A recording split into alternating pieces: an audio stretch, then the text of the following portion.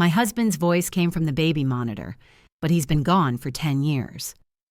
That night, I was wiping the kitchen counter when my daughter-in-law's voice sliced through the silence. "Don't bother touching the dishwasher, May. You'll just break it again." She didn't even look at me, just scrolled her phone, the baby crying upstairs.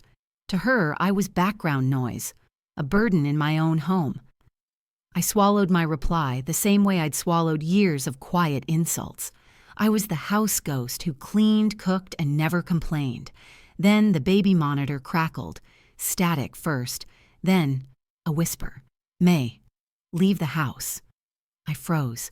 The baby's breathing filled the room, soft, steady, but that voice, calm, certain, wasn't hers. It was his. My late husband gone 10 years. My hands shook. I rushed upstairs. The nursery was still. Only the window, half opened, broke the stillness. I'd locked it earlier. A cold wind slid through the curtains, carrying his cologne. The one I buried with him. Then I saw them. Muddy footprints under the crib. Not mine. For 10 years, I thought grief was the only ghost left in this house. But that night, grief spoke back. And what it said saved me. Stay till the end. You'll see why I stopped believing in coincidences. The night after the voice, I didn't sleep. I sat on the edge of my bed, the baby monitor silent now, its green light blinking like a heartbeat that wasn't mine. Down the hallway, I could hear them. My son, Daniel, and his wife, Claire. Their laughter was low and private. It had been months since I'd heard him laugh like that with me.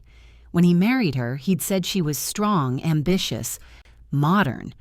What he didn't say was that she'd need everyone around her to be smaller. At breakfast the next morning, Claire wore that satin robe that caught the light just right, the kind that said power without apology. She poured Daniel coffee, then turned to me. "May, you left the window open in the nursery again. The baby could have caught a cold." My spoon paused midair. "I locked it last night."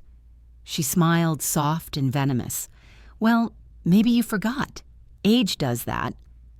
Daniel frowned slightly but said nothing. That silence hurt more than her words. She leaned closer to him. "You have that meeting today, right? Don't worry, I'll handle the baby. Your mom could use some rest. She's been overwhelmed." Overwhelmed. That was her word for useless. I wanted to tell him about the voice, the warning, the footprints. But how could I? He'd think I was slipping. And maybe I was. So I stayed quiet. But that silence, it started to feel like a cage. One I'd built myself. That afternoon, while they were out, I went back to the nursery. The floor had been scrubbed, every trace of mud gone. But the smell of his cologne lingered. Faint, impossible, familiar. I ran my fingers along the crib rail, the same one Daniel slept in 30 years ago. His father built it. I remember the night he finished. He'd kissed me and said, "If anything ever happens to me, you'll know where to look." At the time, I thought he meant heaven. Now, standing there, the words returned like a whisper through the walls.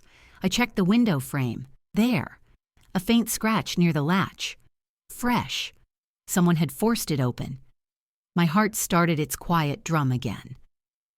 When Claire came home, she found me in the nursery. "May, what are you doing?" she asked, her voice sugar-coated with suspicion. "Just checking the window," I said. Her smile didn't reach her eyes. "Next time, don't worry about it. I already told Daniel I'll be taking care of all the baby's needs from now on. You can relax." Relax. The words stung like mockery. She left the room humming, and I stood there, the walls closing in. That night, I called my friend Evelyn. We'd known each other since nursing school. "Evie," I whispered, "you ever hear something that shouldn't be possible?" Her voice was warm, weary. "May, what happened?" I told her, about the voice, the message, the footprints. A long pause. Then quietly, "You remember what Tom worked on before he passed? Those home monitoring prototypes? Maybe it's one of those signals acting up again. Tom. My husband, engineer, perfectionist. He built baby monitors before big companies bought his designs. Could it still work after all this time? I asked. Maybe, she said. Or maybe someone's using it for you. Her words sank deep. Using it for me. That night, I found the old circuit box Tom kept in the basement, labeled neatly like he was still there. The monitor's twin units sat inside, unplugged for years, a thin layer of dust, and beneath it, a note, folded once. My breath hitched as I opened it. 3 words written in his slanted hand, "Trust no one." The baby cried upstairs. The monitor blinked green. I stared into that flickering light, feeling something old stir inside me. Not fear this time, but instinct. Whatever this was, it wasn't just grief speaking anymore. And as I turned off the light, I told myself one thing. If they wanted me quiet, they were about to learn how dangerous quiet could be. The next few days passed like polite storms. Calm faces, sharp edges underneath. Claire began moving through the house like she owned the air itself. She rearranged the furniture, changed the curtains, even switched the plates I'd used for 30 years. Every change was small, but together, they felt like she was erasing me piece by piece. "Just modernizing, May," she'd say, smiling that thin smile. "You wouldn't want the baby growing up around old things, would you?" Old things. She meant me. Daniel barely noticed. He was always late, always distracted. When I tried to tell him about the monitor, he brushed it off with that tired patience reserved for the elderly and confused. "Mom, you're under stress," he said. "Claire's just trying to make things easier for everyone." Easier. Another word for control. But that night, I caught the first real crack in their perfect little picture. I was walking past their room when I heard voices, low, urgent. Claire's tone, sharp. "We can't wait forever. The deed's still under her name. You promised we'd get this done before the appraisal." Daniel's voice dropped. "She's my mother, Claire." "And this is our future," she hissed. "She's got one foot in the grave anyway. You think she'll even notice?" Silence. Then the sound of her laughter. Short, cruel, victorious. I stepped back into the dark hallway, the air thick with disbelief. They weren't just tired of me. They wanted what I had. The next morning, Claire brought me breakfast in bed. For the first time in years. "Thought you could use some rest," she said sweetly. Her hands trembled slightly as she set down the tray. Scrambled eggs, toast, orange juice. Too kind, too sudden. I waited until she left the room before I touched the food. The orange juice tasted strange, bitter. My stomach tightened. I poured it down the sink when she wasn't looking. The pulp left a residue, thick, chalky. That's when I started watching. Small things first. Her taking photos of the baby while moving my jewelry box off the dresser. Her deleting messages from Daniel's phone when he left it charging. Her sudden kindness. Always when he was near. I began writing everything down. Dates, words, gestures. A quiet record of small betrayals. One evening, she called me into the kitchen.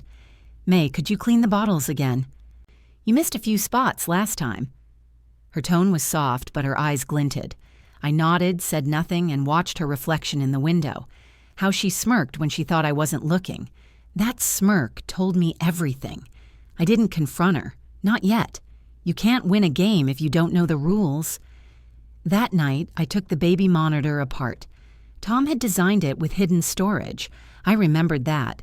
Beneath the panel, wrapped in old fabric, was a small flash drive. I didn't even know it existed. It was labeled, in Tom's handwriting again, for May. When they forget who you are. My hands shook. I didn't plug it in yet. I wasn't ready for whatever waited inside. Instead, I looked at my reflection. Tired eyes, quiet strength, a woman everyone underestimated. I thought of Claire's laughter, Daniel's silence, Tom's warning. That's when I knew this wasn't grief anymore, this was survival, and I'd play along until I understood everything they were planning. That night, as I lay in bed, the monitor crackled again. Not a voice this time, just static, but it sounded almost like breathing. I whispered into the dark, "I hear you, Tom, and I'm listening." After that night, something in me went still. Not numb, just watchful. I began moving through the house like a ghost that refused to haunt. My footsteps softened, my words fewer, my eyes sharper. Every sigh, every glance, every whisper became data. Proof. Claire thought I was fading. In truth, I was focusing. The mornings were hers now. She'd drift into the kitchen in her silk robe, hair perfect, attitude sharper than the coffee she'd never let me brew. "May, could you stop using that old pot?" "It smells like rust," she'd say, scrunching her nose.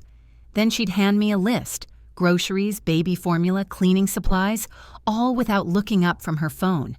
I'd nod, quietly. People think silence means weakness, but silence is just sound waiting for its moment. Daniel had started to avoid long conversations. His eyes darted between us like a boy trapped between storm and sea. "Mom, you should rest more," he'd tell me. "Claire's got everything under control." I'd smile. "I'm sure she does." The distance between us wasn't physical. It was trust, thin, stretched, ready to snap. One afternoon, I sat folding laundry on the couch. Small, rhythmic motions, shirts, bibs, blankets. The act steadied me. Each fold a meditation, each piece of fabric a memory. I used to fold Daniel's clothes like this when he was little, before he learned to flinch when his wife raised her voice. From the living room, I heard laughter, Claire's voice, airy and false. "She just sits there folding all day," she said to her friend on speakerphone, "like she's in some slow-motion movie. Honestly, I think the old bat's losing it." I didn't look up. I just kept folding. The baby gurgled in her crib, and I smiled at her reflection in the TV screen. "That's all right, sweetheart," I whispered under my breath. "Let her think Grandma's slow." A few days later, Claire started locking the nursery door during naps. "Safety," she said when I asked. "For whom?" I wanted to reply, but instead I poured her tea. Jasmine, her favorite. The kettle hissed, the air warm and sharp with steam. I poured carefully. Each motion deliberate, graceful, the way Tom had always admired. "Daniel mentioned you're handling the bank accounts now," I said lightly. Her eyes flickered, quick, almost invisible. "Yes, it's easier this way. You've done enough, May. You should enjoy your time." Enjoy my time, like I was already halfway gone. "Of course," I said softly. "It's good to have someone responsible." She smiled, satisfied. I waited for her to leave, then poured my untouched tea into the sink. The drain gurgled, as if swallowing my disgust whole. That night, when the house finally fell silent, I sat by the old desk in my room and opened Tom's flash drive. My fingers trembled as the files appeared. Neat, labeled, precise. Folders, designs, patents, home plans, and one more, Daniel. For a long time, I just stared at the name, my son's name. The cursor blinked, waiting for me to press enter. I didn't, not yet. I wasn't ready for what truth might do. Instead, I clicked open home plans. Inside were blueprints. Our house, marked with notes in Tom's handwriting. One line caught my eye. Hidden power source, nursery corner wall. My heart tightened. The baby monitor. I closed the laptop and sat in the dark, listening to the silence between the walls. Every quiet hum suddenly felt alive, aware, like the house itself was breathing secrets. Later that night, the monitor flickered again, just static this time. But the rhythm of it wasn't random. It was steady, pulsing, almost like a heartbeat. I whispered, "Tom, if that's you, I'm listening." The green light blinked once, then twice, and I felt it, deep and certain. The quiet before the storm was ending. I wasn't the helpless widow they thought I was. I was the calm before their reckoning. I waited until the house slept before I opened the Daniel folder. The laptop screen glowed pale blue in the dark. The baby monitor sat beside me, silent, its light blinking like an impatient witness. There were voice recordings, 6 of them, dated years after Tom's death. The first one began with static, then Daniel's voice, younger, uncertain. "Dad, I'm trying, but she's impossible sometimes." I froze. "Dad?" Tom was already gone when this was recorded. Then another voice entered, faint but recognizable. Claire. "She's clinging, Daniel. She'll never let you live your life. The house, the money, everything, she'll hold it till the grave." Daniel sighed. "I can't just take it from her." "You don't have to," Claire whispered. "You just have to let her fall apart." My stomach turned cold. I clicked the next file. Claire again, this time crisp, methodical. "If she looks unfit, they'll force her out.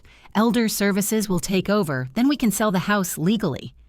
Then Daniel, quieter now. "You're sure about this?" "I already spoke to someone," she said. "All we need is evidence she's unstable. Leave that to me." I covered my mouth. The room felt smaller, the air heavy. Every moment of confusion, every subtle humiliation, every sharp smile, it all fit together now. They weren't just cruel, they were deliberate. The next file was a phone recording. My voice distorted. "May, please, you can't do that." Claire's fake panic tone. Then the sound of glass shattering. My voice again, confused, defensive. It was a splice. Audio stitched together from everyday conversations. She was building a case. I shut the laptop, my breath shallow. Rage burned low, controlled. I wanted to scream, but I didn't. I couldn't. Instead, I made tea. That's what I always did when I needed to think. The whistle cut through the dark like a lifeline. I poured it into Tom's old mug, cracked on the handle. Still steady. "You knew," I whispered into the steam. "You left this for me." The baby monitor blinked once, as if answering. Morning came pale and sharp.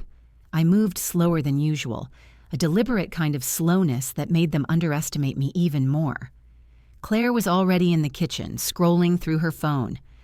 "Morning, May," she said without looking up. "You forgot to refill the formula last night.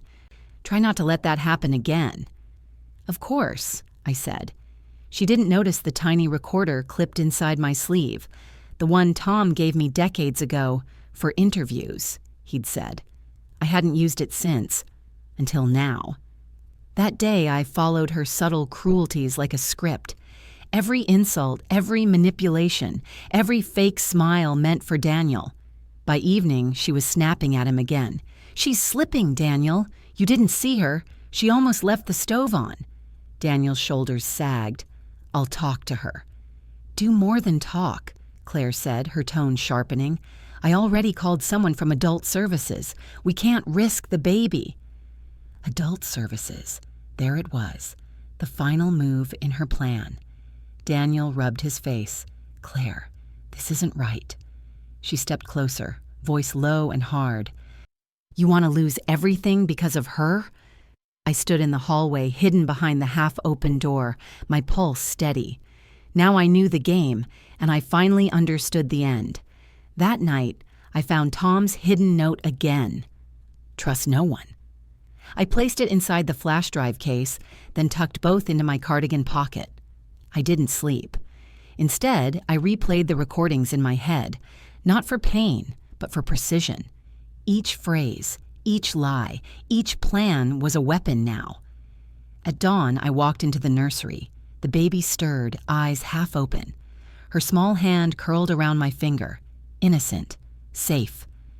I whispered, "Don't worry, little one. Grandma's going to fix this."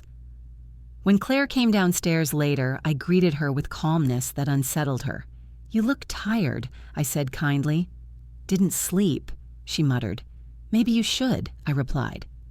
"Tomorrow will be busy." Her eyes flickered, a brief, instinctive fear she couldn't name. When Daniel returned from work, I served dinner as usual. No tremor in my hands, no tension in my smile. Inside me, though, something quiet had changed. Grief had died that night, replaced by a different ghost, one that wore patience like armor. As I washed the dishes, I looked at my reflection in the window. Calm surface, storm underneath. And that's when I made my vow. Not for revenge, not for pride, for truth. Because the truth wasn't meant to hurt them. It was meant to end them. Morning light spilled across the dining room table, catching on the edge of the silver baby monitor. I let it sit there like bait. Claire came down late, dressed sharp as ever, scrolling her phone.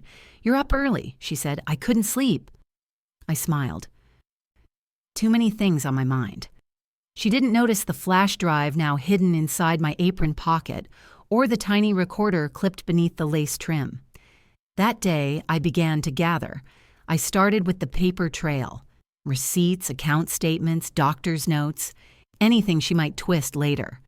Tom had built a filing cabinet under the stairs, disguised as a storage drawer. I opened it for the first time in years.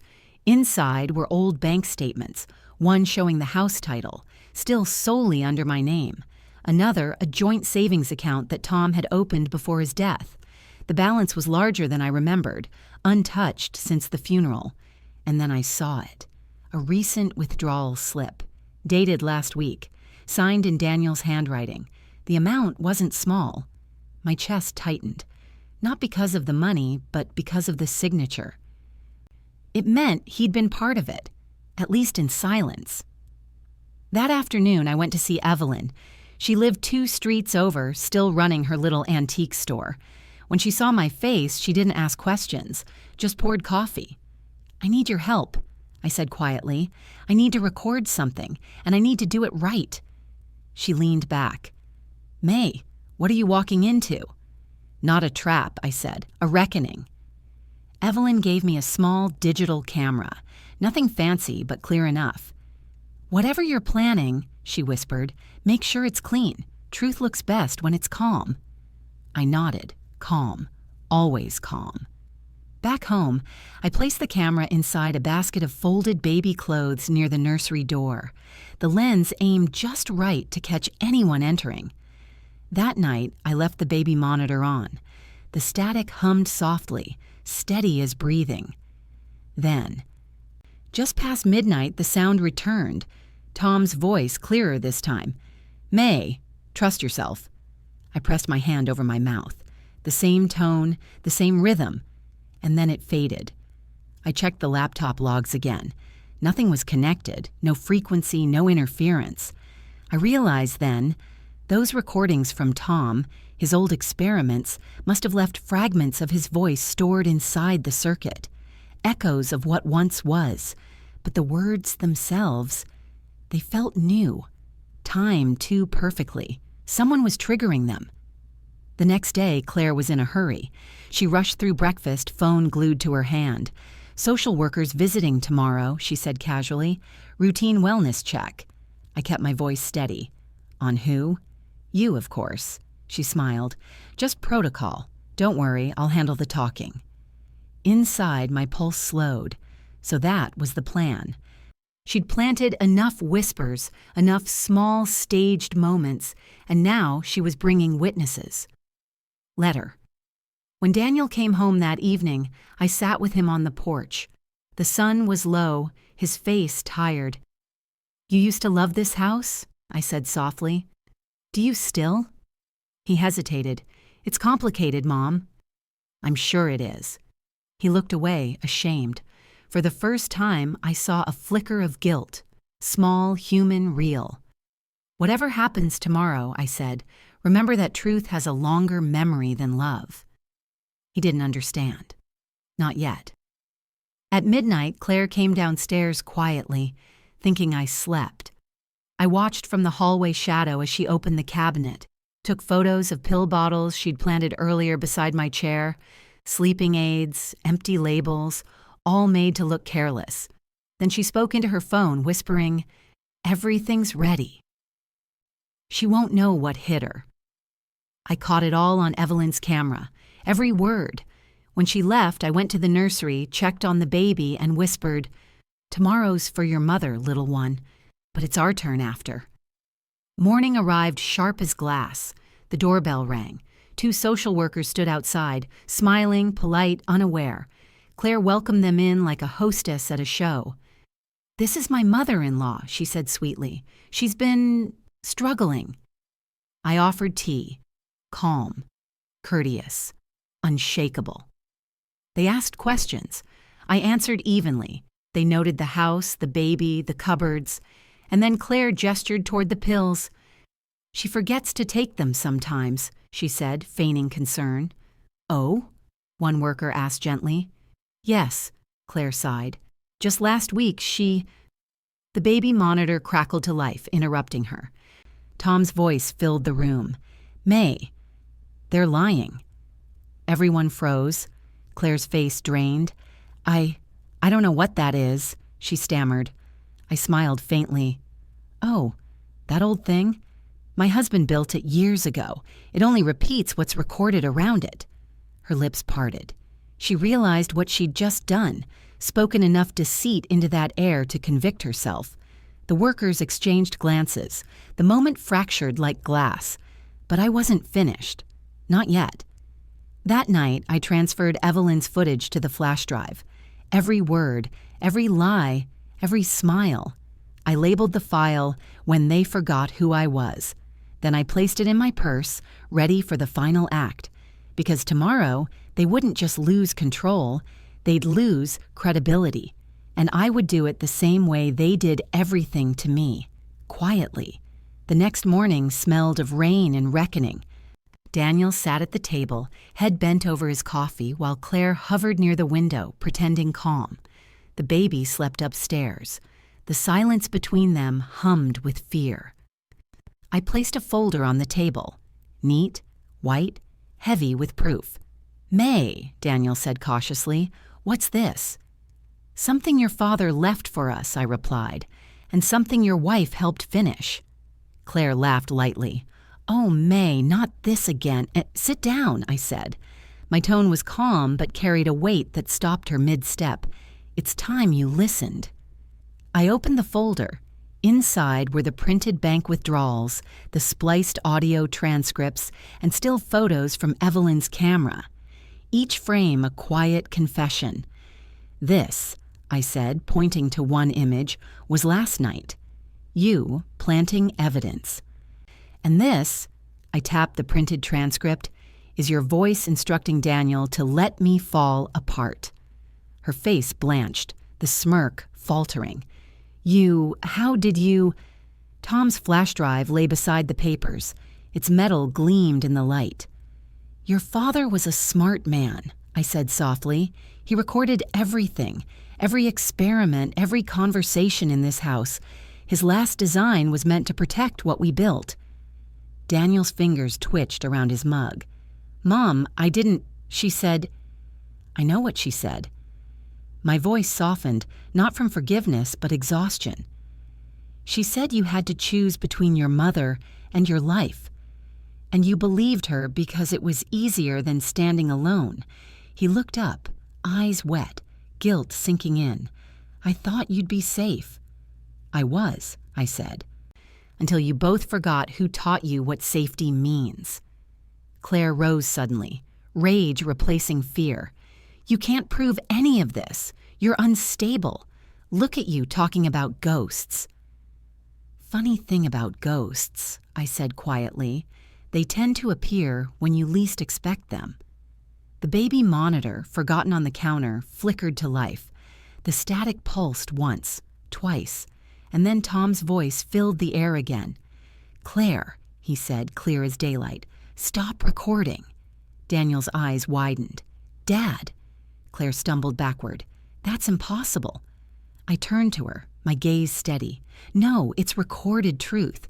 Your voice, his, mine. All those years of stolen peace, saved by the man you tried to erase." She reached for the plug, but Daniel stopped her hand. "Don't," he said hoarsely. "She's right." The silence that followed wasn't calm. It was charged, trembling with everything unsaid. I took a slow breath. You wanted to show the world a helpless old woman. Instead, you'll show them yourselves. From my purse, I pulled a small USB drive, a copy of the footage. This is already uploaded, I continued, to my lawyer, to Evelyn, and to the social worker who visited yesterday. Claire's eyes darted toward Daniel, but he didn't meet her gaze. You lied, he said finally, voice breaking. You lied to me about her, about everything. Claire's mask cracked. You think she's innocent? She's manipulative, Daniel. She's been setting us up. I leaned forward. If I'd been setting you up, you'd already be gone. No, Claire, I was protecting myself. The difference is, I did it without hurting a soul. She stared at me, hatred and disbelief colliding in her eyes. I stood slowly, sliding the folder toward Daniel. You'll need these when she starts explaining herself to the authorities. He didn't stop me. Maybe he couldn't. I walked upstairs, my knees steady despite the tremor in my chest. The baby stirred as I entered the nursery, her tiny hands curling toward the ceiling. The monitor blinked again, faintly. I whispered, It's done, Tom. I found what you left. For a heartbeat, I thought I heard him breathe. Not through wires or code, but through memory. Downstairs, voices rose, Claire shouting, Daniel trying to contain the unraveling truth. The front door slammed, then quiet again. I sat in the rocking chair, the same one Tom built for me when Daniel was born. The rhythm steadied my pulse.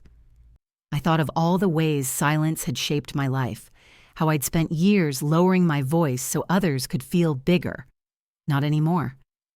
2 days later, an officer came by. Routine follow-up, he said. I served him tea. His tone was polite, careful. We've received recordings, he said. They show Mrs. Simmons attempting to fabricate neglect. Yes, I said simply. And you have no desire to press further charges? No, I said. Truth is enough. He nodded, understanding more than he said. When he left, I watched the rain slide down the window. The baby slept soundly beside me. The house felt different. Not empty, not haunted, just mine again. That evening, Daniel came alone. His eyes were tired, humbled. She left, he said quietly, took her things, said I ruined her life. She ruined her own peace, I replied. He looked around, the house echoing with the absence of anger. I'm sorry, Mom. I nodded slowly.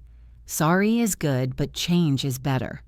He swallowed, tears threatening. I didn't know how strong you were. I smiled faintly. You didn't have to. You just had to remember where you came from. He stayed for dinner. We didn't talk about her again.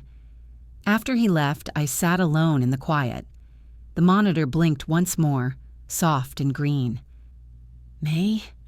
The voice whispered, fading like a sigh. It's done. I closed my eyes. Yes, I said, it is.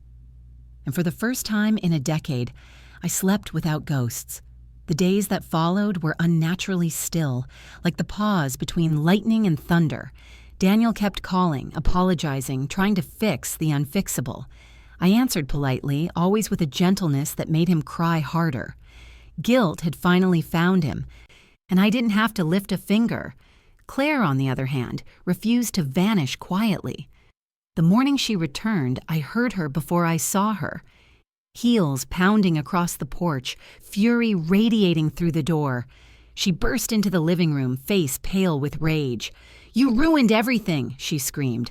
Do you have any idea what you've done? I looked up from my tea. Made breakfast, I said evenly. Would you like some? Her breath hitched. She wasn't expecting calm. People like Claire feed on reaction. The louder you resist, the more power they feel. Don't play the saint, May, she spat. You turned my husband against me. You planned this, didn't you? You and your dead husband and your stupid recordings. I met her eyes. You did this to yourself. I just pressed play. She trembled, teetering between anger and desperation. I could destroy you. You think anyone will believe your little ghost story? They already did, I said softly. Your voice told them everything." Her face went slack, the truth finally hitting bone deep. I stood, setting my cup down carefully. "When you first moved in, I prayed you'd bring peace to this house. Instead, you brought noise." Tom hated noise. "You think this house is yours?" she hissed. "You think you won?" "No," I said, stepping closer, my voice lowering to a whisper. "I think I survived." For a long moment, she just stared at me. Her mascara smudged, her hands shook, and the shine of victory that once defined her was gone. "You don't deserve any of this," she muttered, looking around the room like it had betrayed her, too. "I earned it," I said.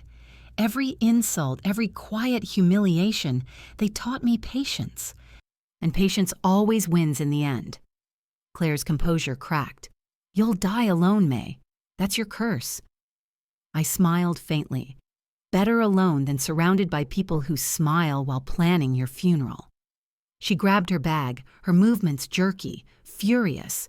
"You'll regret this." "Maybe," I said, tilting my head, "but I doubt it." She stormed out, slamming the door behind her. The sound echoed through the hallway, shaking loose years of silence. I sat back down, poured myself another cup of tea, and breathed. It tasted different now. Not bitter, not sweet, just clean. Outside, her car engine roared, then faded down the street. The baby monitor blinked once on the table. For the first time in weeks, I turned it off. The air felt lighter. A faint memory surfaced. Tom's laugh, warm and tired. "You always win quietly, May?" he used to say. "It's the only way that sticks." I smiled, tracing the edge of the cup. He'd been right. The next morning, Daniel came by again, his face drawn but softer. "She's gone for good," he said. "She took the car, the accounts, everything." "Let her," I replied. "Peace doesn't need apology." He looked around the kitchen. "It feels different here, like the house is breathing again." "It is," I said. "It remembers who built it." He smiled faintly. "You're stronger than any of us knew." I touched his cheek gently. "That's because I had to be. You don't raise a son without learning to outlast storms." He nodded, eyes glassy. "I love you, Mom." "I know," I said. "Now go take care of your daughter. She deserves a quieter story." When he left, I locked the door, turned the kettle on, and watched the sunlight spill across the same floor that had once held muddy footprints. They were gone now. Every trace of intrusion washed clean. But the lesson remained. Silence isn't weakness. It's power in disguise. Justice didn't arrive with sirens or shouting. It came quietly, in papers signed, voices recorded, truths verified. 2 weeks after Claire's departure, a letter from her lawyer arrived, a demand disguised as pity. "Mrs. Simmons," it read, "our client wishes to retrieve personal items left in the residence, as well as financial documents mistakenly removed from joint family property." Joint family property. I almost laughed. I read it 3 times, then folded it neatly and placed it under Tom's old pocket watch, a silent offering to time itself. I didn't call the lawyer. I didn't need to. The truth was already louder than any threat they could draft. Daniel came by that evening. His face was worn but clearer now, stripped of illusion. "She's filing for divorce," he said. "She says I ruined her reputation." "She ruined her own peace," I said. "Reputation's just the noise around a lie." He nodded. "I'm done covering for her." I looked at him for a long time, the boy I'd raised now hollowed into a man trying to make amends. "Good," I said. "Then start telling the truth. To everyone." He frowned. "You mean publicly?" "Yes," I said. "You both built this story in the dark. Let the light finish it." 3 days later, Daniel invited me to a community meeting, a local family welfare event Claire had once hosted for her social image. He asked me to come, just to listen. When I arrived, whispers fluttered like moths. Claire was there, front row, her expression poised but tight.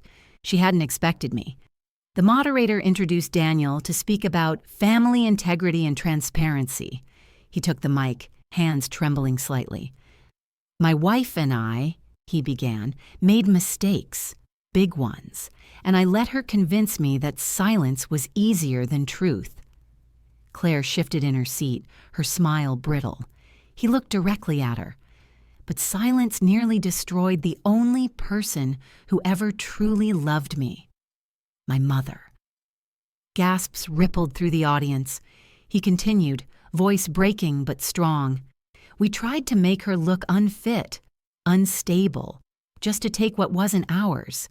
She never raised her voice, never fought back, and we thought that meant we were winning. But her quiet was the only thing keeping this family from collapsing." Claire rose, furious. "Daniel, what are you doing?" He met her glare. "Telling the truth." The moderator tried to calm the room, but it was too late. The whispers had turned to murmurs. The story, her stories, was unraveling. I didn't speak. I didn't need to.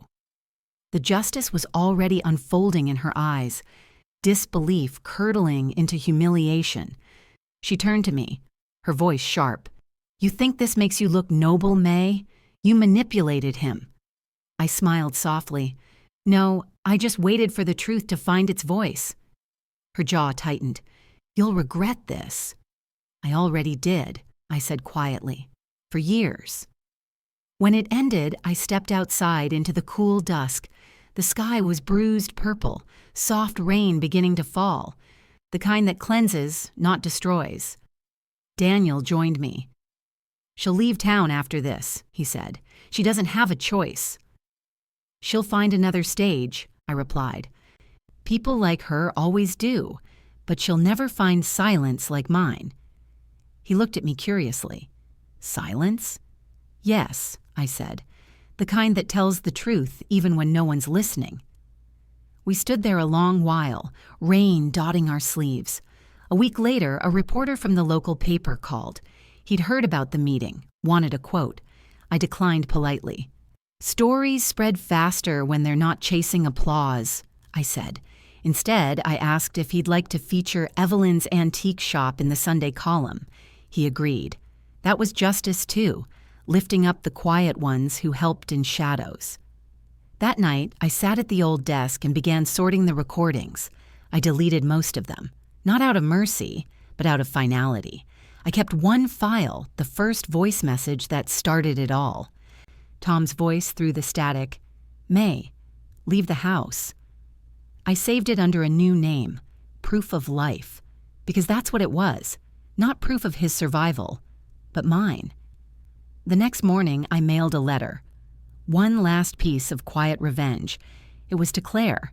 Inside was a single photo, her smiling during the wellness check, the monitor glowing behind her, mid-sentence as she lied to the social workers.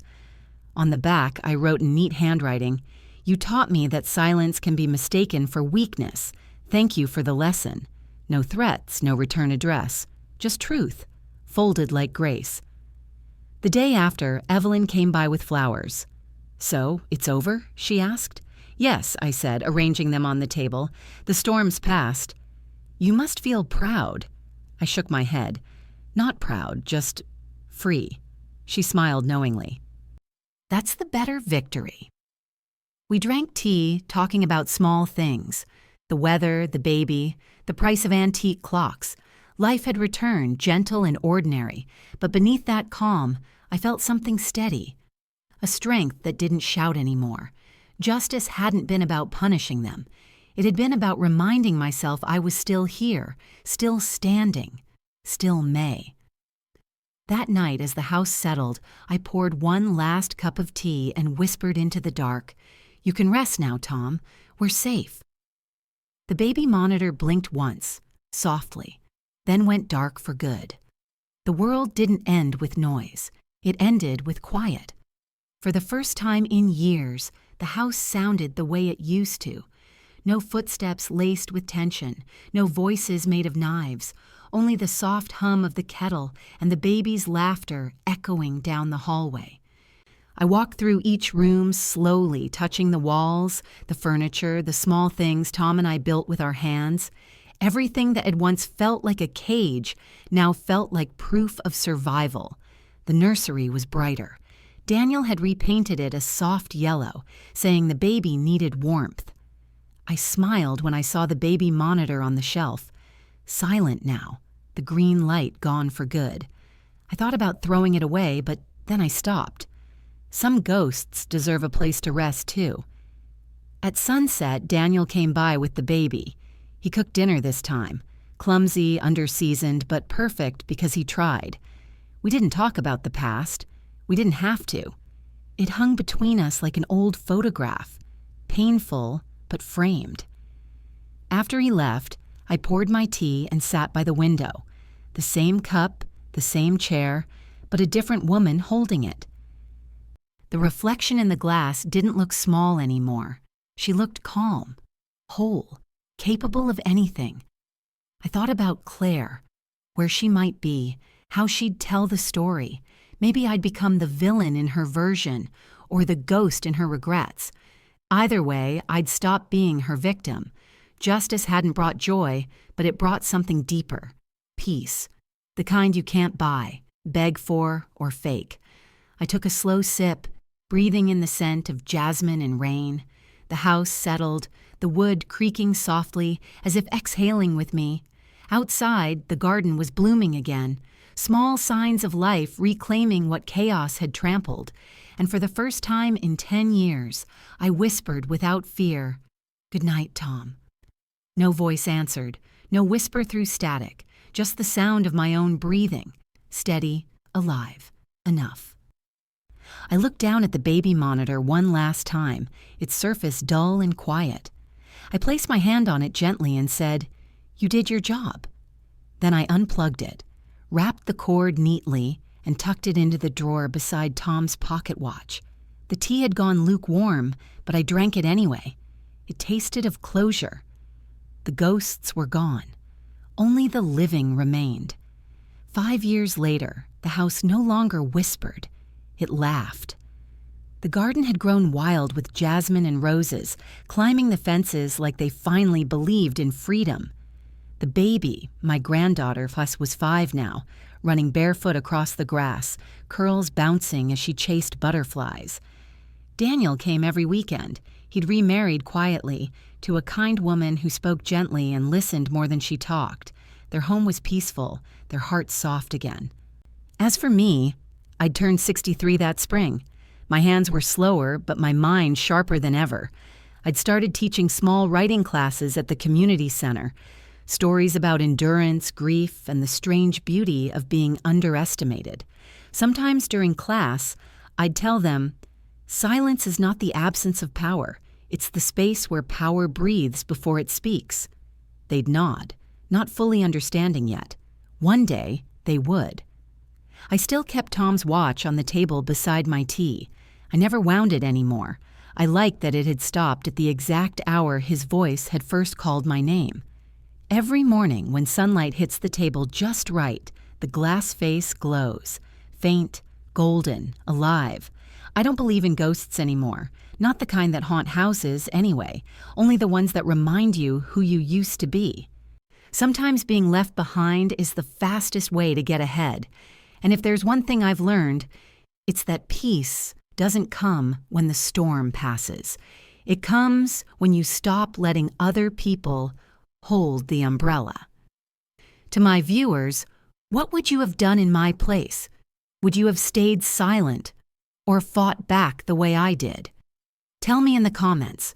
I read every word you write, and if you've ever trusted the wrong people, this story was for you. If this story touched your heart, tell me in the comments. What part stayed with you the most? And let me know where you're listening from. Auntie always loves to know who's sitting around her storytelling table tonight.